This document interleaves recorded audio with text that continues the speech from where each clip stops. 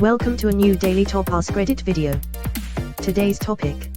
What celebrity barely escaped being cancelled by the skin of their teeth, and why do you think they got away with it? Can someone explain to me why Chris Brown hasn't been thoroughly cancelled? My dad used to work backstage at concerts, and he said that Chris Brown was super rude to work with.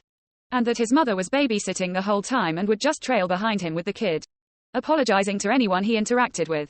Maybe she should have parented his ass when he was a kid and he wouldn't have grown up into a fucking POS, and then she wouldn't have to spend his adult life apologizing for him acting like a violent toddler. Chris Brown is like Trump. His fans don't care and they'll support him no matter what he does. I have the best supporters. Open hands, light skin tone. A lot of people say it, not me. Index pointing out medium light skin tone, but a lot of people tell me how much they love me all the time. Leftwards hand medium skin tone tangerine, rightwards hand medium skin tone. How Jared Leto has not been cancelled yet is a mystery to me. I would put serious money on something massive breaking surrounding Leto in the next 5 to 10 years. Dude runs a literal sex cult with him as its leader. Something not great is absolutely going come out at some point. Just confused Jared Leto and Jay Leno and was like the guy with the antique cars. He had a sex ring. Such a disappointment to me, honestly. I adored him when I was in middle school because I'd only listened to his music and he was super hot. I would have done fucking anything for him should he have asked. It disgusts me now to know that he would have asked. Steven Tyler had his 14-year-old girlfriend move in with him. When she was 15, he got her pregnant.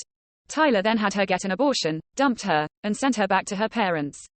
He also tried to claim that it was all okay because he was her guardian. Her parents giving him that guardianship is the fucked up part. It reminds me of this fucked up scenario with Doug and Courtney Hutchison. Teen bride Courtney Stodden was not allowed to live in the couple's therapy mansion.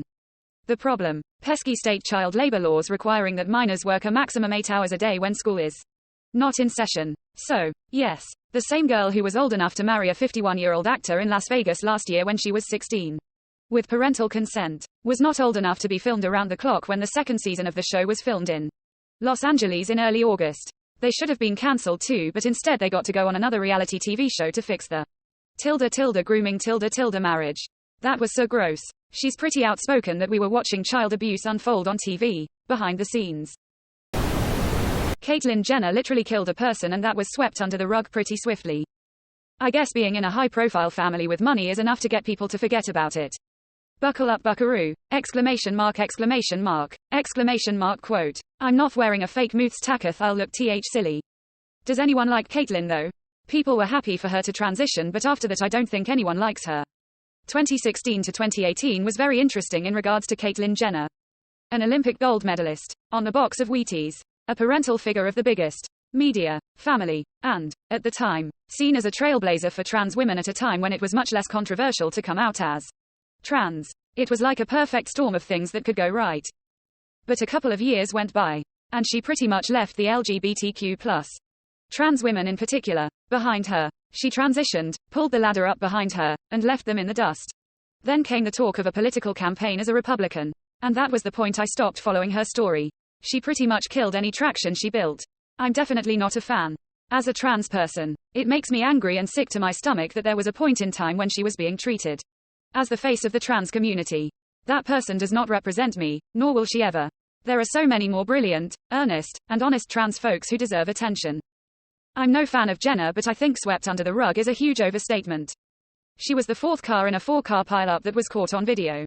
She was under the speed limit and braked pretty quickly, but really nothing anyone could do.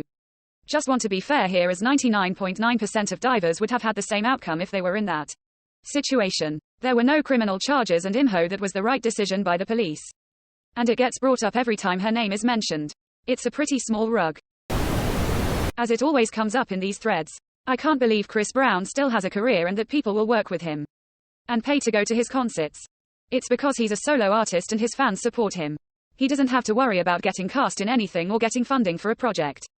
If enough fans will pay for a ticket and listen to his records, he won't be cancelled. It's crazy that so many people are okay with his behavior and stay his fan. In the 80s, Vince Neil, Motley Crue, killed a guy in a drunk driving crash and got little more than a slap on the wrist. Just don't do it again, ya knucklehead. Quote. Wasn't just some guy either. It was the drummer from Hanoi Rocks, a really popular Finnish band. They were quite good. Razzle wasn't the only victim. The occupants of the other car, Lisa Hogan and Daniel Smithers, suffered irreversible brain damage. I'm not sure exactly when the change happened, But drunk driving used to be a far less serious offense. Back in the 60s, if you were plastered and driving, the cops would pour your beer out and tell you to drive home. I wonder if that was still par for the course in the early 80s. I have a faint memory of being a kid in Texas when drunk driving became a crime. Before that it was just reckless driving and functionally only a problem if you actually did damage or hurt someone. Also, drive-through liquor stores were very big. It was. My dad was just out of high school in the 80s and got pulled over drunk driving twice in one night. And he didn't even get a ticket.